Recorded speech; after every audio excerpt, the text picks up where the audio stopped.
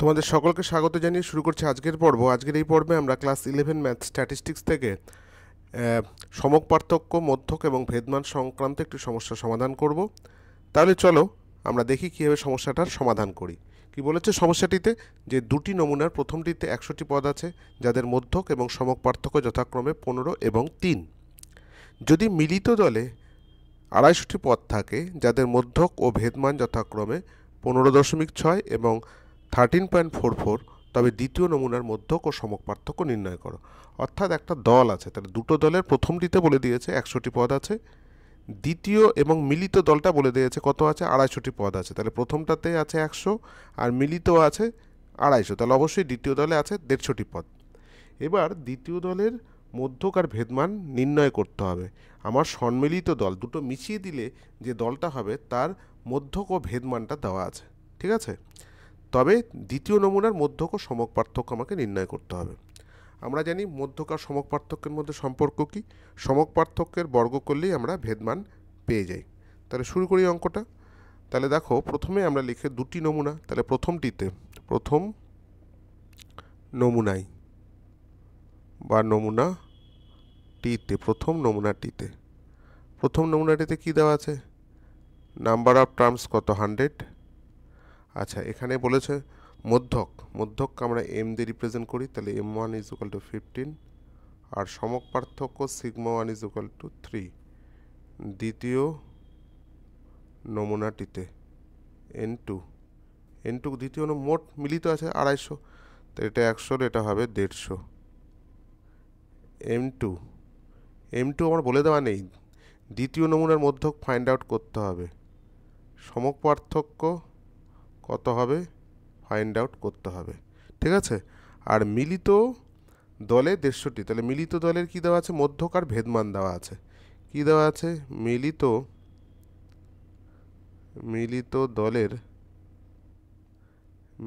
দলের কি দেওয়া আছে, মধ্যক। আমরা মিলিত দলের যে মধ্যকটাকে ক্যাপিটাল এম দিয়ে রিপ্রেজেন্ট করছি সেটা বলেছে কত আছে 15.6, এবং ভেদমান আমরা একটু আগে বললাম ভেদমান জিনিসটা কি, সমক পার্থক্যের বর্গ।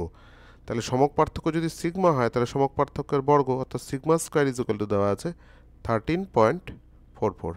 আশা করি আমার কথাটা বুঝতে পেরেছো। যদি কোথাও অসুবিধা থাকে অবশ্যই কমেন্ট বক্সে জানাবে।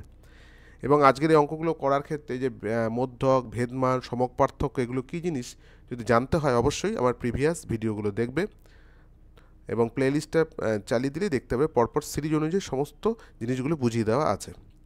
আমি আমার যেটা ডেসক্রিপশন বক্স সেখানেও আমি তোমাদের এই লিঙ্কগুলো দিয়ে দেবো। তাহলে প্রথমেই বলেছে যে মিলিত দলের মধ্যকটা বলে দেওয়া আছে। তাহলে প্রশ্নানুসারে এই যে মিলিত দলের মধ্যক দেওয়া আছে এটার একটা সূত্র আছে। কি সূত্র, মিলিত দলের মধ্যকের ফর্মুলা হয় কি করে বের করি আমরা, n1 মানে প্রথম দলের পদ সংখ্যা তার সঙ্গে সমক পার্থক্যের গুণফল যোগ n2 sigma 2 divided by n1 plus n2 মোট, ঠিক আছে। সরি, এখানে হবে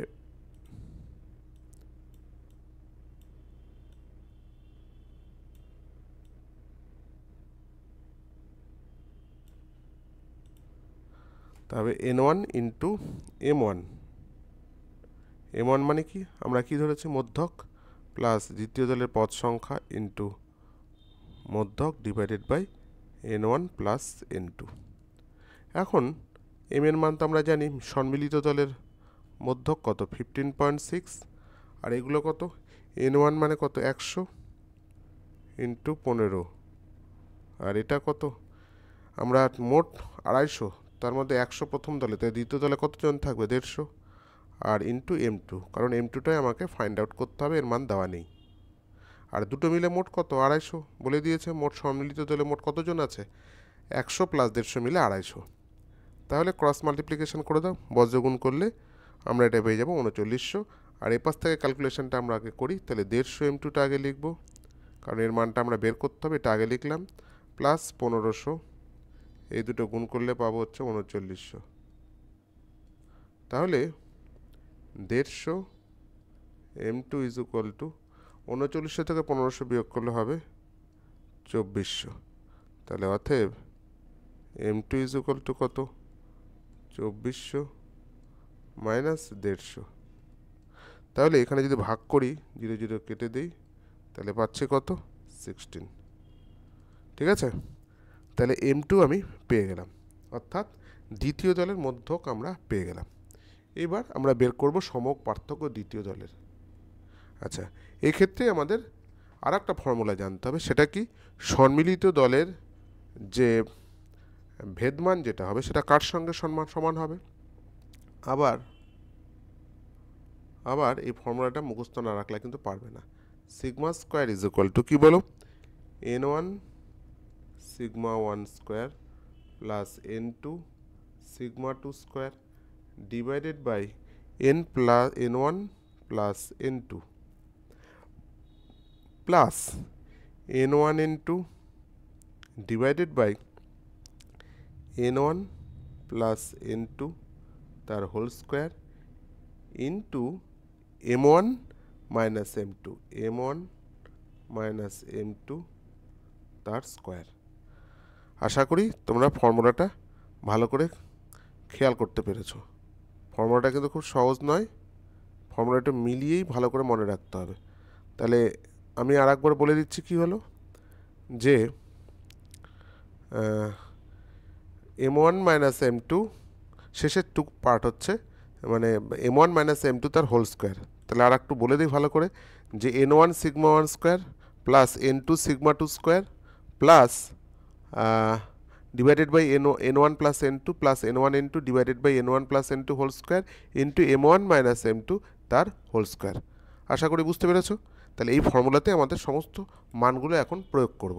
তাহলে সিগমা স্কোয়ার প্রথমে ভেদমানের মানটা বলেই দেওয়া আছে, কত ছিল বলো, এখানে বলে দেওয়া আছে 13.44। আচ্ছা, n1 কত, এটা তো 100, আর সিগমা 1 মানে তো 3 দেওয়া আছে, এই যে 3 সিগমা 1 3, তাহলে সিগমা 1 স্কোয়ার মানে কত 9, তাহলে 100 ইন্টু 9 মানে এটা হয়ে যাবে 900। আমি একবারে করলাম, তোমরা দুবারে করতে পারো। এখানে n2 কত 150, সিগমা 2 ভ্যালু বের করতে হবে, divided by n1 plus n2 অবশ্যই এটা 250, মোট দলে যতজন আছে প্লাস n1 n2।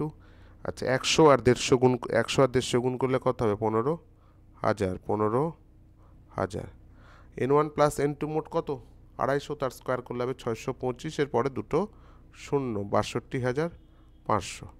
আচ্ছা, m1 মাইনাস m2, m1 এর ভ্যালু কত 15 আর m2 এর ভ্যালু কত বেরোলো 16, তাহলে 15 থেকে 16 বিয়োগ করলে -1, তার স্কোয়ার করলে কত হবে -1 এর স্কোয়ার করলে একই হবে। তাহলে এখান থেকে আমরা এখন কি করব বলো তো, এখান থেকে 0 0 কেটে দেই, তাহলে অঙ্কটা ছোট হবে। 25 দিয়ে কাটলে এটা হয়ে যাবে 25 দিয়ে যদি কাটি এটা হয়ে যাবে হচ্ছে 6, তাই না, 6 হয়ে গেল। আচ্ছা, এইবারে আমরা এখানে একটা এলসিএম করে দিই, লসাগু নিচের পোর্শনটা, তাহলে 250, তাহলে এখানে হয়ে যাচ্ছে 900 প্লাস 150 সিগমা 2 স্কোয়ার প্লাস এখানে 25, এখানে 10 হচ্ছে ভাগ করলে, তাহলে এটা হচ্ছে 10কে 60 দিয়ে গুণ করলে হবে 60, তাহলে এখানে কত হচ্ছে 960 প্লাস 150 সিগমা 2 তার স্কোয়ার বাই হচ্ছে 250। হ্যাঁ, এখানে কিন্তু ছিল কত 13.44, তাহলে এখান থেকে 960 প্লাস 150 সিগমা 2 স্কোয়ার, এই দুটো ক্রস মাল্টিপ্লিকেশন করলে হবে 3360। তাহলে এখান থেকে অবভিয়াসলি সিগমা 2 স্কোয়ার একবার আমি করে দিলাম, এখান থেকে তাহলে হবে 3360 মাইনাস 960 বাই 150। আচ্ছা, এটা বিয়োগ করলে হবে 2400, 2400 বাই 150, ভাগ করলে কত আসছে, ভাগ করলে হবে হচ্ছে 16, তাহলে অতএব সিগমা 2 কত 16 বর্গমূল করলে হবে হচ্ছে 4। তাহলে আমরা যেটা ফাইন্ড আউট করতে চাইছিলাম m2 এবং সিগমা 2 দুটোই কিন্তু বেরিয়ে গেল। তাহলে দ্বিতীয় দলের কি বেরিয়ে গেল, দ্বিতীয় দলের মধ্যক কত হচ্ছে, তাহলে দ্বিতীয় দলের অতএব তোমরা নিচে লিখবে, আমি এখানে জায়গা নেই জন্য এখানে লিখছি। তাহলে অতএব দ্বিতীয় নমুনার মধ্যক ইজ ইকুয়াল টু 16 এবং সমক পার্থক্য